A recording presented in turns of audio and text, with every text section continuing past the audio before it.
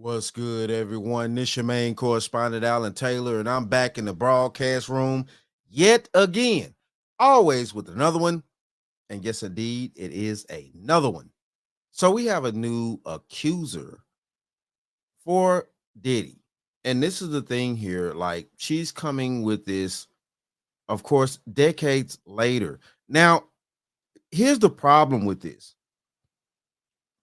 The problem with this is, of course, the evidence is not there. The the information that's actually needed is not there to really substantiate her situation. Now, of course, you can sit there and say, well, that shouldn't matter and this and that and woo woo. No, that should matter because what the thing of this is, if people are able to come back on you from decades ago and just accuse you of something. And see, the thing of this is a civil suit. This is not a criminal suit that she, saying suing Diddy for.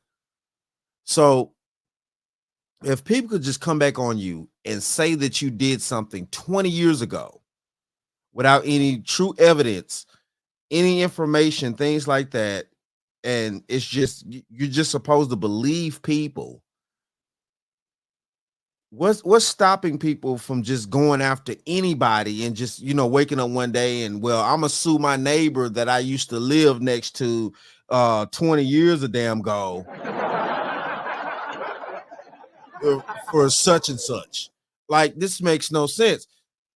Listen, look, let's dive off into this. Quarters, nickels, and dimes, people. Legal troubles are mounting for Sean Diddy Combs. An alleged victim has filed a new lawsuit against him. This as Combs remains behind bars in a Brooklyn jail following his arrest on sex trafficking and racketeering charges. Eyewitness News reporter Josh Haskell joining us live in the studio with the latest developments on this one. Well, the plaintiff in this lawsuit, Talia Graves, as you just heard, extremely emotional as she delivered prepared remarks explaining how this incident back in 2001 has forever changed her life. More legal trouble for Sean Diddy Combs, who now faces an 11th lawsuit, which comes 1 week after Combs was indicted in New York on federal sex trafficking, racketeering, and prostitution charges. Talia Graves was 25 years old, dating a Bad Boy Records executive back in 2001, when she claims she was summoned to a meeting with Sean Diddy Combs, given a drink that caused her to briefly lose consciousness, then awoke to find herself bound and restrained. Graves says she was raped by Combs and later found out the incident was recorded. The trauma of the assault has taken a toll on my mental health. I've had PTSD, depression, and anxiety. I'm emotionally scarred. It has been hard for me to trust others, to form healthy relationships, or even feel safe in my own skin. Also named in the lawsuit, Combs is head of security, who Graves claims was responsible as well when she was slammed onto a table, her cries for help ignored.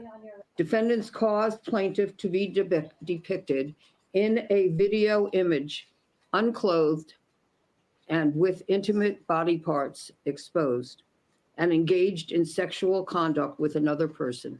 She would never have consented to the videotaping and did not consent. Graves' attorney, Gloria Allred, says her client did not come to her after last week's indictment and that her client first learned of the video recording last year, over 20 years since the alleged incident. They believe the recording may still be out there, being viewed, and asked for it to be destroyed. Okay, hold on here. Hold on. So, do they have the alleged footage or not? Do they have the evidence or not? And see, this is where we're losing ground in society out here.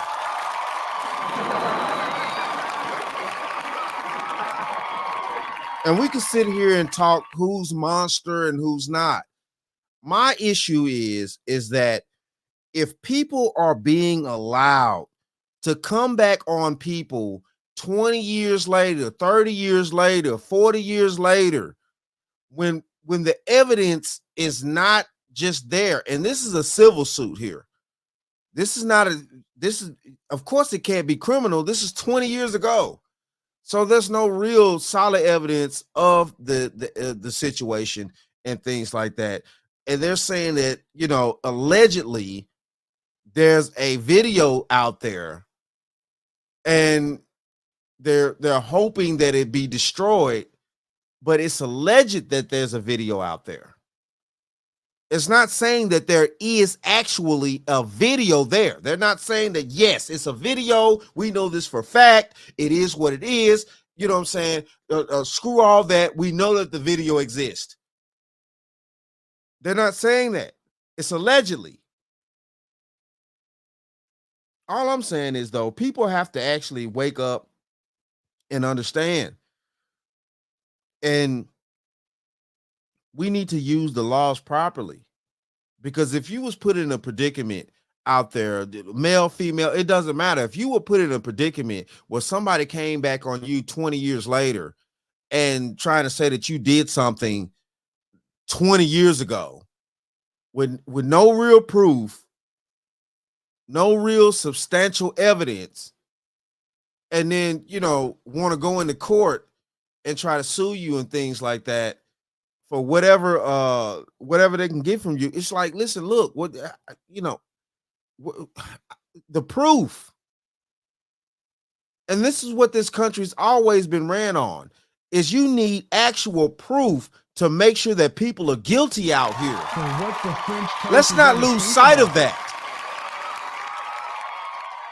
Let's not lose sight of that, people, or else you're going to end up in a situation to where people could just sue you for whatever and not need any proof, and they're going to win and not have any proof, whether you're guilty or not. They could just win regardless, you know what I'm saying, because, you know, they don't need the proof to win. Now we're screwing up the system. The pain that reaches into your very core of who you are and leaving emotional scars that may never fully heal. We reached out to Sean Diddy Combs' legal team, but we haven't heard back. ABC News has learned Combs is now living in the same barrack-style cell at a Brooklyn federal prison as crypto fraudster Sam Bankman-Fried. Legal troubles are. Yo, listen, look.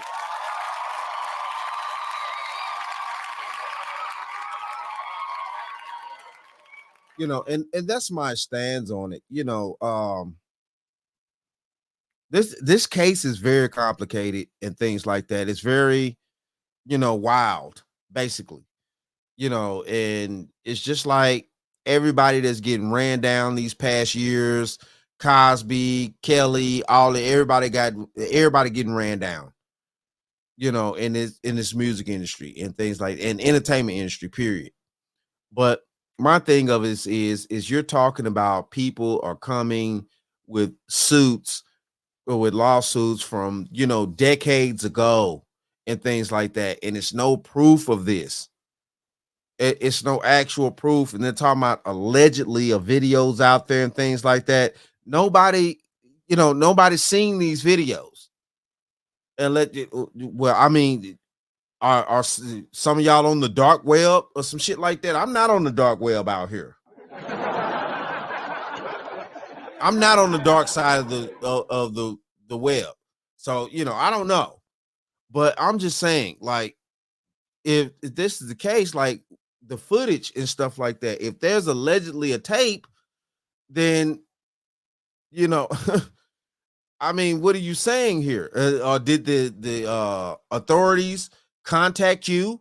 Did the authorities contact her and let her know that she was on a tape or something like that? Because obviously what's alleged being told is that due to the raids and things like that, that they have footage of these freak offs and things like that. They have footage of whatever's going on at these parties and individuals that were at these parties and stuff like that, in the after hours, the back scene of the parties. So allegedly they have images and footage of things like that. So did they contact her and let her know that she had footage on her or something like that? And they're saying allegedly these tapes out here.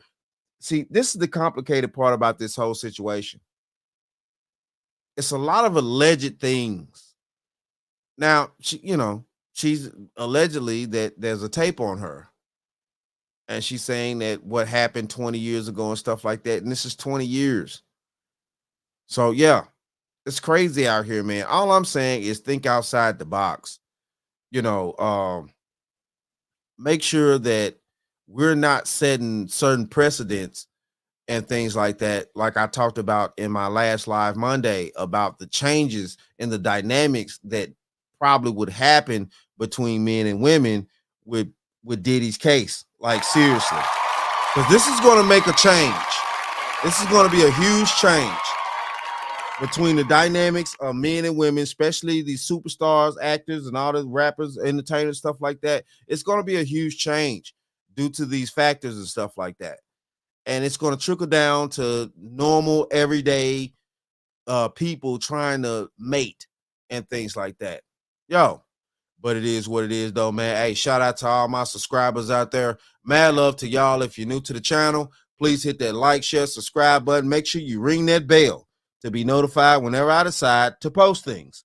And like I always say, and that, my friends, is the bottom line. That, my friends, is the bottom line.